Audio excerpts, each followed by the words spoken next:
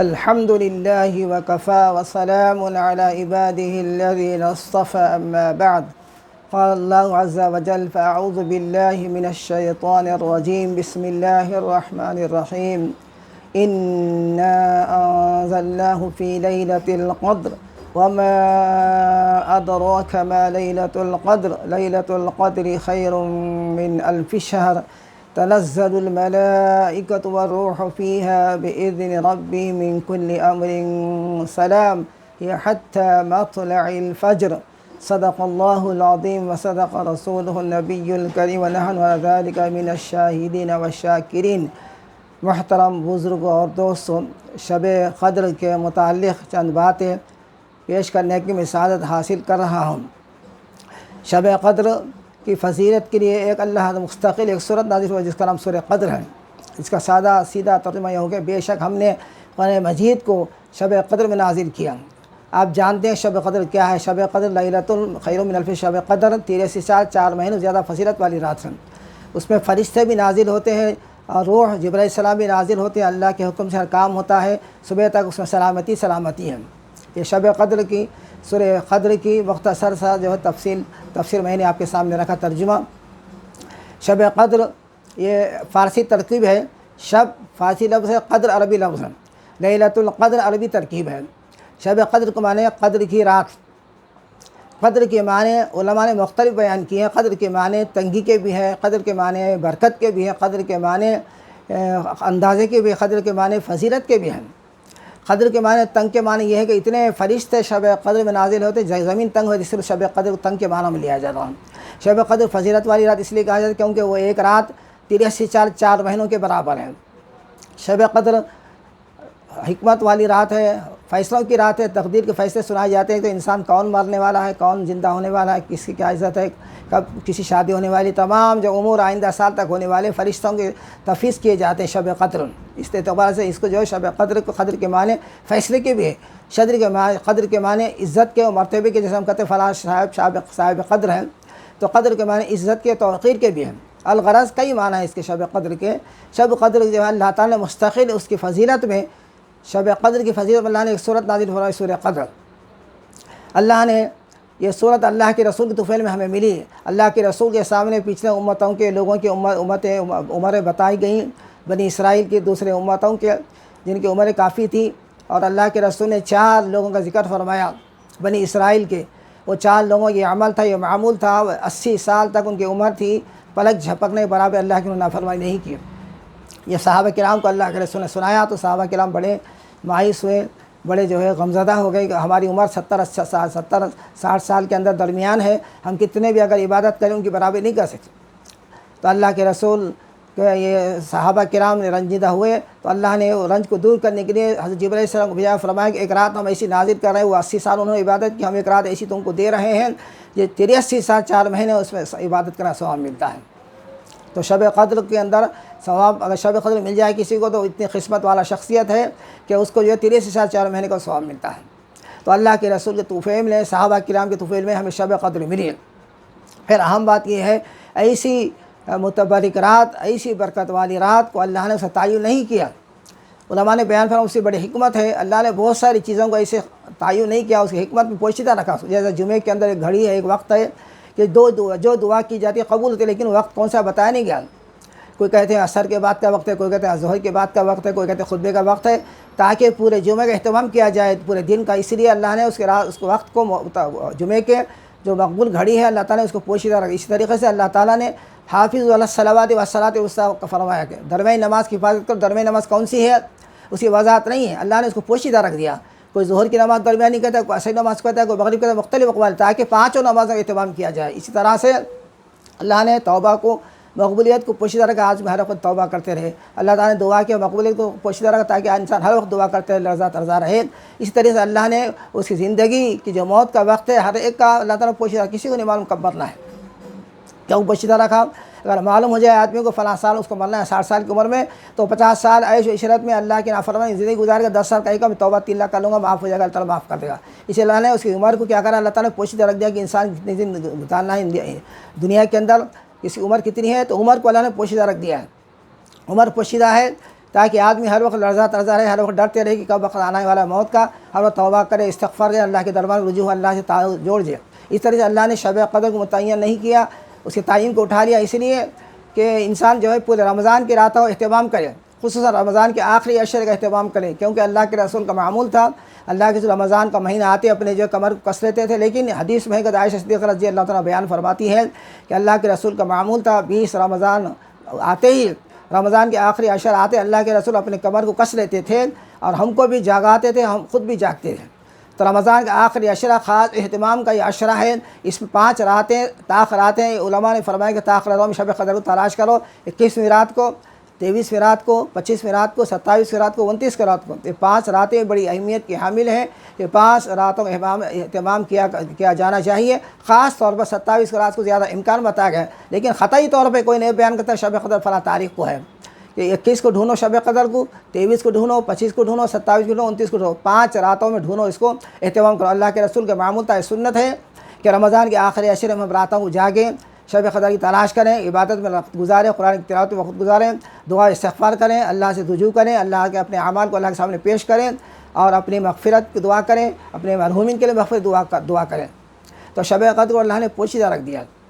پھر حدیث میں ہے کہ اللہ کے رسول نے فرمایا کہ شب قدر جس رات ہوتی ہے اللہ تعالیٰ جبرائیل السلام 70,000 فرشتوں کو لے کر زمین پر اترتے ہیں، 70,000 فرشتے ان کے ساتھ جبرائیل السلام کے، ایک کے ساتھ 4 جھنڈے ہوتے ہیں، 4 علم ہوتے ہیں، ایک علم ایک جھنڈا اللہ کے رسول کے روضے مبارک پر لگا دیتے، ایک جھنڈا کعبۃ اللہ پہ لگاتے، ایک جھنڈا طور سینا پہ لگاتے، ایک جھنڈا بیت المقدس پہ لگاتے، 4 جھنڈے لگاتے۔ جبرائیل السلام اس کے بعد اللہ کے جو مخلوق، اللہ کے جو نیک بندے ہیں عبادت مصروف ہیں ان کو سلام کرتے ہیں، ان کے لیے رحمت دعا کرتے ہیں، ان کے لیے ان کے بعد رحمت بھیجتے ہیں، استلم کا لفظ حدیث میں ہے کہ رحمت بھیجتے ہیں۔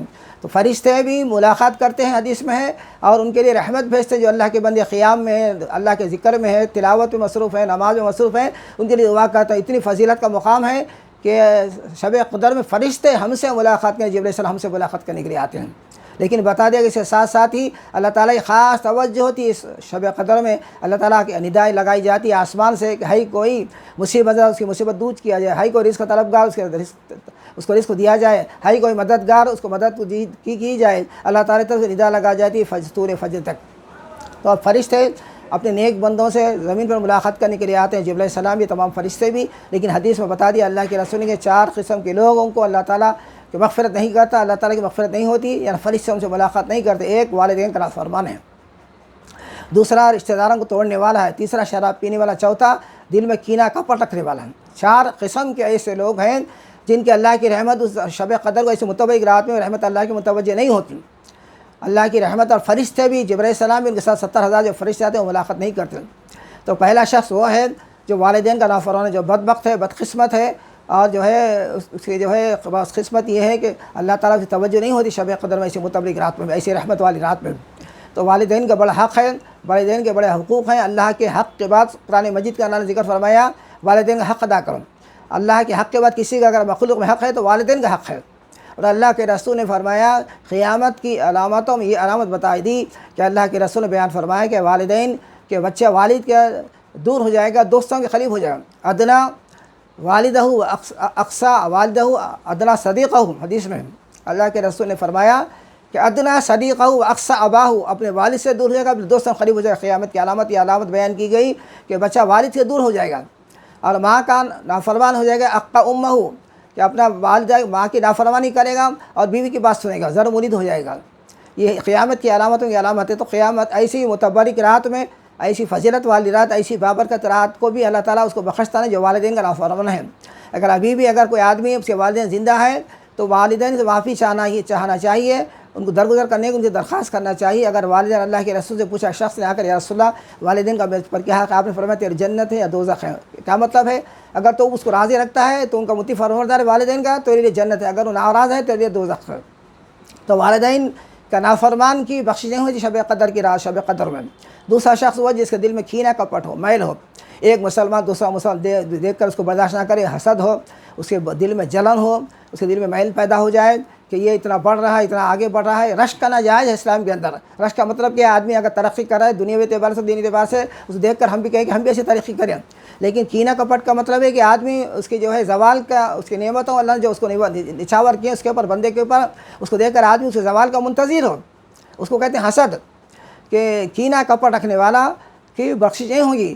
دل ہر مسلمان کے بارے میں صاف ستھرا رکھنے کا حکم ہے۔ حضرت انس رضی اللہ تعالیٰ عنہ مشہور صحابی اللہ کے رسول خادم تھے، وہ بیان کرتے ہیں اللہ کے رسول ایک مرتبہ نصیحت فرمائے، رات کا وقت تھا، فرمایا اے بنی، اے میرے بیٹے، اے میرے بیٹے، صبح شام اس طریقے سے کسی مسلمان کے دل میں تمہارے کسی مسلمان کے بارے میں تمہارے دل میں کینہ کپٹ، یا بنی ان قدرت ان تصبح وتمسی ولیس فی قلب غش لأحد فافعل، اے میرے بیٹے، انس رضی اللہ تعالیٰ سے مخاطب کر اللہ کے رسول فرمایا اے میرے بیٹے، تم صبح شام اس طریقے سے کرو، تمہارا صبح شام اس طریقے سے ہونی چاہیے، کسی کے مسلمان کے بارے میں تمہارے دل میں کینہ کپٹ نہیں ہونا، دل صاف ہونا چاہیے، میری سنت ہے، ومن احب سنتی فقد احبنی، جس نے میری سنت کو اختیار کیا، مجھے میری سنت کو اپنایا، اس سے محبت، جس نے مجھ سے محبت کی، میرے ساتھ جنت میں کان معی فی الجنہ۔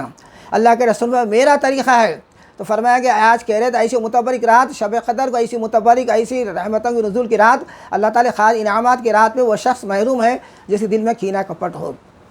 تیسرا شخص وہ ہے جو رشتہ داروں سے تعلق توڑ دیتا ہے، قطع رحم جس کو کہتے ہیں ہم اصطلاح میں، رشتہ داروں سے تعلق توڑ لینا۔ رشتہ داروں سے آج معاشرے کے اندر مسلمانوں کو کیا ہے، بھائی سگے بھائی سے بات چیت بند ہے، بہن بھائی سے بات چیت بند ہے، ماموں بھانجے سے بات چیت بند ہے، باوا بیٹے سے بات چیت بند ہے، بیٹی اماں کی بات چیت بند ہے۔ یہ مسلمانوں کے معاشرے کے اندر فرمایا گیا کہ ایسی تعلقات توڑنے والا رحم اللہ تعالیٰ کا نام ہے۔ اللہ تعالیٰ فرماتے ہیں کہ رحم میرے نام سے جو ہے، یہ رشتہ داری کا نام ہی خطا رحم ہی کہتے ہیں رشتہ داری کو، عربی کے اندر رحم کہتے ہیں عربی میں رشتہ داری کو بھی، اللہ تعالیٰ بھی رحم ہے۔ اللہ تعالیٰ فرماتے ہیں میرے نام سے نکلا ہے کہ جو شخص رشتہ داری کو توڑتا ہے میں بھی اس سے تعلق توڑ لیتا ہوں۔ تو رشتہ داری کو توڑنے والے کی آج کی رات شب قدر میں بخش نہیں ہوگی۔ چوتھا شخص وہ ہے جو شرابی ہے، جو شراب پیتا ہے، شراب پینے والے کو بخش نہیں ہوگی۔